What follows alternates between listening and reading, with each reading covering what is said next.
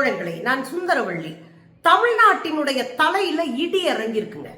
34,000 கோடி முதலீடு ஆந்திராவுக்கு போயிருக்கு. பல உள்ளடி வேலையை விஜய் செஞ்சிருக்காரு. என்ன நடக்குது தோழர்களே? நமக்கு நல்லா தெரியுங்க, ஒரு மாநிலம் முன்னேறணும்னா அங்க தொழில்துறை ரொம்ப ஸ்ட்ராங்கா இருக்கணும், வேலை வாய்ப்பு நல்லா இருக்கணும். அப்பதான் குற்றச்செயல்கள் குறையும், ஒரு மாநிலம் வளரும். அதனால இந்த மாநில வளர்ச்சி குறித்து நம்ம அக்கறையோட இருக்கணும் ஆளுகிற அரசு. ஆனா இங்க தமிழ்நாட்டை பொறுத்தவரையும் ஸ்டாலின் அரசு மிக முக்கியமான ஒரு கட்டமைப்பை உருவாக்குனாங்க. முதலீட்டாளர்கள் மாநாடுகளை அடிக்கடி நடத்தினாங்க. வெளிநாடுகளுக்கு முதலமைச்சரே போனாரு, போய் அங்க இருக்கிற நிறுவனங்களை நேரடியா சந்திச்சாரு. அங்க இருக்கிறவங்களை இங்க முதலீடு பண்ணுங்க, உங்களுக்கு பாதுகாப்பான முதலீட்டு தளத்தை உருவாக்கி கொடுக்கிறோம்னு ஸ்டாலினே சொல்லி அவங்கள கூட்டிட்டு வந்தார். முதலீட்டாளர்கள் மாநாட்டுல பல முதலீட்டாளர்கள் இது நல்ல மாநிலம், அதனால இங்க முதலீடு செய்வோம் வந்து முதலீடு செஞ்சாங்க. இதுல குறிப்பா என்ன அப்படின்னா, இந்த முதலீட்டாளர்கள் மாநாடு நடத்தி அமைதியான சூழ்நிலை உருவாக்குறதுனால தமிழ்நாட்டில ஏராளமான முதலீடுகள் செய்யப்பட்டது. அதனால 33 லட்சத்துக்கும் மேற்பட்ட இளைஞர்கள் வேலை வாய்ப்பு, புதிய வேலை வாய்ப்பை உருவாக்குனாங்க. ஆல்ரெடி பாக்குற வேலை இருக்கு, புதுசா 33 லட்சம் பேருக்கு வேலை வாய்ப்பை உருவாக்குனாங்க. இந்த வேலை வாய்ப்பை உருவாக்குறதுல கூடுதலாக ஒரு வேலையை செஞ்சாரு ஸ்டாலின். அதுல என்ன அப்படின்னா, டாடா நிறுவனம் போன்ற பெரிய பெரிய நிறுவனங்கள் இங்க வந்து கையெழுத்து போடும் போதே பாதி வேலையை பெண்களுக்கும் திருநங்கைகளுக்கும் கொடுக்கணும் அப்படின்னு ஒரு ஒப்பந்தத்தை போட்டார். ரொம்ப முக்கியமான ஒப்பந்தம். பாதி வேலை, ஒரு 100 வேலை இருந்துச்சுன்னா 50 வேலை ஆண்களுக்கு, 50 வேலை பெண்களுக்கு, திருநங்கைகளுக்கு எல்லாம் கொடுக்கணும் அப்படின்னு ஒப்பந்தத்திலே கையெழுத்து போட்டாரு இங்க ஸ்டாலின். இதெல்லாம் என்னன்னே தெரியாது விஜய்க்கு. அவர் என்ன பண்ணுவாரு பாவம், உட்காந்து ரீல்ஸ் எடுத்துட்டு இருப்பார். நான் டிஃபன் பாக்ஸ்ல சோறு சாப்பிட்டேன், நான் வந்து நல்லா வருது, அண்ணன் சொன்ன மாதிரி எதாவது சொல்லிட போறேன். ஏன்னா எல்லாத்தையும் உட்காந்து ரீல்ஸ் போட்டுட்டு இருக்கோம்.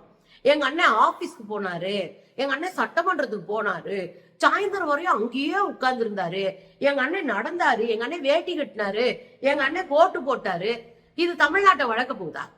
உங்க அண்ணன் சாப்பிட போறாரு, கோட்டு போட்டாரு, வேட்டி சட்டை போட்டாரு, வெள்ளையும் சொல்லையுமா அலைஞ்சாரு, வீரவசனம் பேசினாருன்றது தமிழ்நாட்டை வளர்க்காது.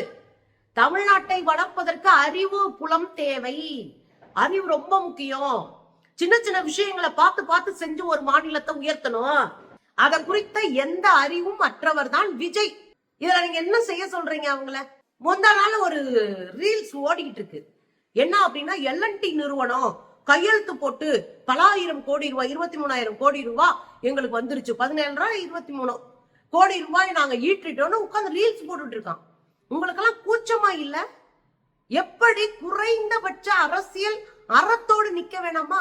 அந்த முதலீடு ஸ்டாலின் காலத்துல கையெழுத்தானது. எல்என்டி நிறுவனம் ஸ்டாலின் காலத்துல கையெழுத்து போட்ட ஒரு ப்ராஜெக்ட நான் தான் கொண்டு வந்தேன்னு ஒரு நடிகர் பொய்யா முதலமைச்சர் போஸ்டிங்ல உட்கார்ந்து நடிச்சிட்டு இருக்காரு. இது நேர்மையான அரசியலா?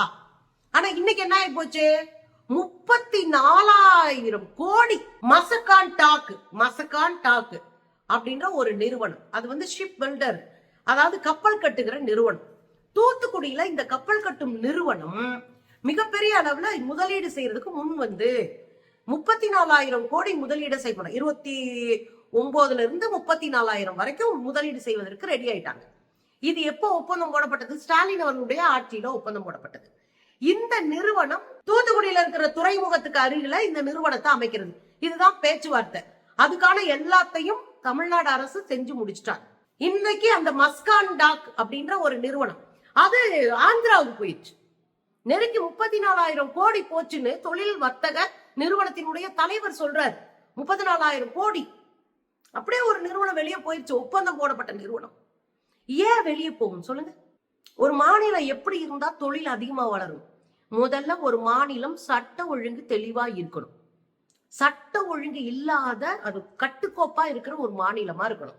அண்ணன் ஆட்சிக்கு வந்த 1 மாசத்துல 40க்கும் மேற்பட்ட பெண்கள், பெண் குழந்தைகள் பாலியல் வல்லுறவுக்கு ஆளாகி இருக்கிறார். எங்க பார்த்தாலும் சட்ட ஒழுங்கு சீரழிச்சு கிடக்கு. இவன் பாட்டுக்கு போறான், ஒரு டீ கடையை அடிச்சுன்னு இருக்கிறான். இவன் பாட்டுக்கு போறான், ஒரு சின்ன டிஃபன் ஷாப் அடிச்சுன்னு இருக்கிறான். அவன் பாட்டுக்கு போறான், டீ கொடுக்க லேட் ஆயிடுச்சுன்னு தாவேகாரன் அந்த டீ கொடுக்குற பையனா அடிக்கிறார். குரூப்பா சண்டை போடுறான், வீடு ஏறி வெட்டுறான், காதலிக்கலன்னு ஒருத்த வெட்டிட்டு போறான். இப்படி சட்ட ஒழுங்கு சந்தி சிரிக்கும் போது எப்படி முதலீடு பண்ணுவாங்க? நீங்க அமைதியான ஏரியால தான் ஒரு நல்ல நிறுவனம் இருக்கும். அது அரசாங்கம் அவங்களுக்கு நிறைய உதவி செய்வாங்க. மின்சாரம், அவங்களுக்கு ரோடு வசதி, தண்ணீர் வசதி எல்லாத்தையும் ஏற்பாடு பண்ணி கொடுப்பாங்க. அவங்க நிம்மதியா நிறுவனம் நடத்துவாங்க. நம்ம ஆட்கள் அதுல போய் பணிபுரிவாங்க. அந்த ஒரு நிறுவனத்தை ஒட்டிய பல நிறுவனங்கள் வளரும். ஒரு சின்ன நிறுவனம் வந்துச்சுன்னா அதை ஒட்டி பல குட்டி குட்டி நிறுவனங்கள் வரும், அதுக்கு உப தொழில்களாக. இது ஒரு பெரிய வளர்ச்சியை, நேர்முக வேலை வாய்ப்பையும் மறைமுக வேலை வாய்ப்பையும் உருவாக்கும். நேர்முக வேலை வாய்ப்புனா நேரடியா போய் அந்த கம்பெனில வேலை பார்க்கறது. மறைமுகமா அவனுக்குள்ள ஒரு டிஃபன் சென்டர் வச்சிருப்பாரு, அங்க ஒரு தண்ணி கடை வச்சிருப்பாரு, ஒரு கூல் ட்ரிங்க்ஸ் கடை வச்சிருப்பாரு, ஏதோ ஒண்ணு. அல்லது அதுக்கு ஒரு பார்ட் தயாரிச்சு கொடுக்குற சின்ன தொழிற்சாலை அங்க ஆரம்பிப்பாங்க. இப்படி பல தொழிற்சாலைகள் ஆரம்பிக்கிறதுக்கும் பல வேலைகள், உப வேலைகள், மறைமுக வேலைகள் உருவாக்கி பெரிய அளவுல வளரும். இது எப்ப வளரும்? அமைதியான சூழ்நிலை இருந்தா. எப்ப முதலீடு போடுவாங்க? நம்ம போட்ட முதலீடு அடிச்சு நம்மள பத்திருவாங்கன்னா யாராவது போடுவாங்களா? போட மாட்டாங்க. அப்ப நம்ம போட்ட முதலீடு வளரும், நம்ம கம்பெனி வளரும் அப்படின்னு தான் போடுவாங்க. இங்க அந்த சூழல் இல்லையே. இதை தாண்டி முதலமைச்சர் எப்படி இருக்காரு? எதுவுமே தெரியாத ஒரு சினிமா நடிகர். எப்படிங்க முதலீடு பண்ணுவாங்க? இங்க தம்பி தங்கைகளுக்கெல்லாம் விசில் ஊதிட்டு இருந்தீங்க. உங்களுக்கு சொல்றேன், ஒரு நாட்டினுடைய வளர்ச்சி ஒரு சினிமாக்காரனை தூக்கிட்டு வந்து பதவியில உட்கார வைக்கிறது இல்ல. அதுக்கப்புறம் என்னன்னா வேலை இருக்கு தெரியுமா உங்களுக்கு? இந்த நாட்டை பாதுகாக்கணும், சட்ட ஒழுங்கை பாதுகாக்கணும், தொழில்துறை வளர்க்கணும், வேலை வாய்ப்பை உருவாக்கணும், பெண்களுக்கு பாதுகாப்பு, மருத்துவம், சுகாதாரம், அடிப்படை கட்டமைப்புன்னு எக்கச்சக்கமா இருக்கு. இதுக்கெல்லாம் ஸ்பெல்லிங் தெரியுமா அந்த குரூப்புக்கு? அசால்ட்டா நீங்க 5 வருஷம் கொடுப்போம் என்ன புடுங்குறாருன்னு சொல்றீங்க. என்ன நியாயங்க? இப்படி தமிழ்நாட்டை முடிச்சிட்டீங்களே, வேலை வாய்ப்பு இல்லாம போப்பதே. இப்ப அரசாங்கம் என்ன பண்ணணும் அப்படின்னா, முதல்ல சில பாலிசிஸை உருவாக்கணும். எங்க தமிழ்நாட்டுல நீங்க வேலை கொடுத்தீங்கன்னா, ஒரு நிறுவனத்தை உருவாக்குனீங்கன்னா நாங்க உங்களுக்கு தண்ணீர் இவ்வளவு கொடுப்போம், கரண்ட் இவ்வளவு நாங்க மானியத்துல கொடுப்போம், இவ்வளவு நேரடி கொடுப்போம், உங்களுக்கு நாங்க இது செய்வோம், அது செய்வோம், நிலம் கொடுப்போம். இப்படி ஏதாவது ஒரு பாலிசியை உருவாக்கணும். அந்த பாலிசியை உருவாக்குறதுக்கு தொழில்துறை அமைச்சர் அறிவாளியா இருக்கணும்.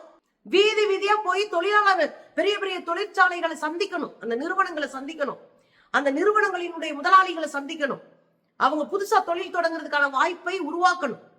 அப்படி உலகம் பூரா சுத்தணும், முதலீட்டாளர்கள் மீட்ட உருவாக்கணும், அவங்களெல்லாம் கொண்டு வந்து இங்க மாநாடு நடத்தணும், அவங்ககிட்ட பேசி நம்ப வச்சு அங்க இங்க முதலீடு செய்ய வைக்கணும். இதுக்கெல்லாம் யார் இருக்கா? ஒருத்தனும் இல்லைங்க, எல்லாரும் முட்டாளுங்களா இருக்குங்க. தொழில்துறை அமைச்சர் ரீல்ஸ் போட்டுக்கிட்டு இருக்கு, தலைய ஆட்டி ரீல்ஸ் போட்டு அது ட்ரெண்ட் ஆச்சு. உங்களுக்கு தெரியும், தொழில்துறை அமைச்சர் தாங்க இங்க முதுகெலும்பு மாதிரி. இன்னைக்கு தமிழ்நாடு 11.19% பொருளாதாரத்துல உச்சத்துல இருக்கோம், முதல் இடத்துல இருக்கிறோம். அடுத்த ஆண்டு இப்படியே திமுக தொடர்ந்து இருந்தா 40 லட்சம் கோடி ஜிடிபி நம்ம வளர்ந்துருக்கோம். 40 லட்சம் கோடி நம்ம இந்தியாவிலே முதல் இடத்துக்கு வந்திருப்போம். 40 லட்சம் கோடி நம்ம சம்பாதிக்கணும். அதுலதான் நீங்க 25% கடன்றீங்க. அதெல்லாம் ஒரு கடனே கிடையாது. 1 லட்சம் சம்பாதிக்கிறவனுக்கு 20,000 ஒரு கடனே கிடையாது. அடுத்து டப்பு டப்பு டப்புன்னு 2 மாசத்துல 20,000 அல்லது 10,000 கொடுத்து அடைச்சிட்டு போயிட்டே இருப்பான். 20,000 கடனே கிடையாது. புரியுதுங்களா? இன்னைக்கு அந்த அம்மா ரீல்ஸ் போட்டு ரீல்ஸோட ஓடிக்கிட்டு இருக்கு. பத்திரிகையாளர் பார்த்து தலை தெறிக்க ஓடிட்டு இருக்கு. அவங்க கூட்டத்திலே அந்த அம்மா தான் அறிவாளின்னு வேற சொல்லிக்கிறாங்க. அறிவாளியே மூளை இல்லைன்னா இப்போ மத்தவங்களுக்கெல்லாம் ரொம்ப டேஞ்சரான சூழ்நிலை தமிழ்நாடு இருக்கு. இது ஒரு மோசமான அலாட்டு. தமிழ்நாடு நாசமா போப்பதுன்றதுக்கு ஒரு அலாட்டு. ஏற்கனவே ஒரு நிறுவனம் அங்க வெளியே போச்சு, அது பரவாயில்லன்ட்டோம். டேட்டா பேஸ் நிறுவனம். இந்த டேட்டாக்களை பாதுகாக்கிறதுக்கு பல லட்சம் லிட்டர் தண்ணியை வீணாக்கணும், அது கூட போயிட்டு போகுது, அது நமக்கு கெட்டதுதான் அப்படின்னு கூட நம்ம ஓகேன்னா. ஆனா இது அப்படி இல்லையே. கப்பல் கட்டுற தொழிற்சாலை, பல ஆயிரம் பேருக்கு வேலை கிடைக்கும். இன்னைக்கு ஒண்ணுமே இல்லாம போச்சே. இதுல இன்னொன்னு மாநில வருமானம் போக போகுது.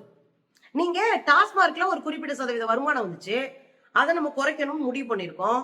நீங்க புதுசா மணமகள் மன்றங்களை திறந்து அவங்கிட்ட காசை வாங்கிட்டு நீங்க மதுபான கடையை மணமகள் மன்றமா மாத்திருக்கீங்க, ஸ்டிக்கரை மாத்தி ஒட்டி இருக்கீங்க.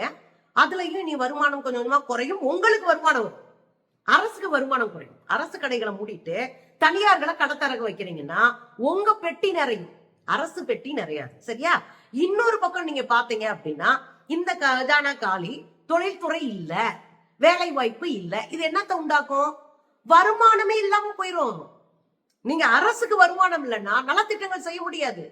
1000 ரூபாய் கொடுக்கறது, அவங்களுக்கு இலவச பேருந்து பயணத்தை உண்டாக்கி கொடுக்கறது, பள்ளிக்கூட குழந்தைகளுக்கு முதலீடு செய்வது, இதெல்லாம் செய்ய முடியாம போயிடும். வருமானம் அரசுக்கு இல்லைன்னா என்ன பண்ணும்? இது வரைக்கும் நம்ம தேத்தி வச்சிருக்கிறத வச்சு கொஞ்ச நாளைக்கு அறுவடை பண்ணுவாங்கன்னு வச்சுக்கோங்களேன். ஒண்ணு புதுசா முதலீட கைப்பற்றணும், இருக்கிற முதலீட காப்பாத்திக்கணும். இப்ப உங்களால இருக்கிற முதலீட காப்பாத்த முடியலையே, எப்படி உங்களை நம்பி உள்ள வருவான்? எல்லாருமே ஜோக்கர்ஸா இருக்கீங்களே.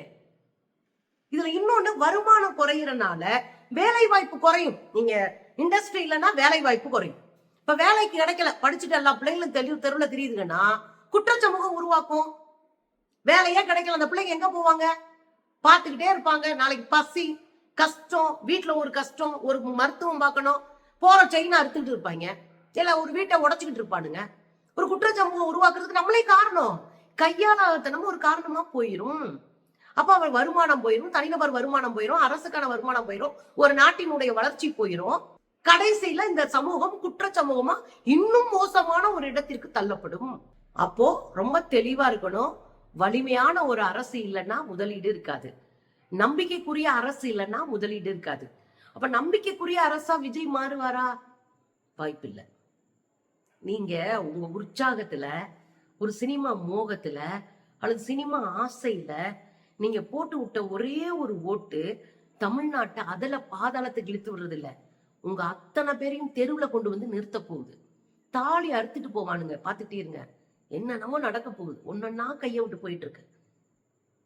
சொல்றதுக்கு ஒண்ணும் இல்லைங்க, முட்டாள்களுடைய நாட்டுல இதுதான் நடக்கும்.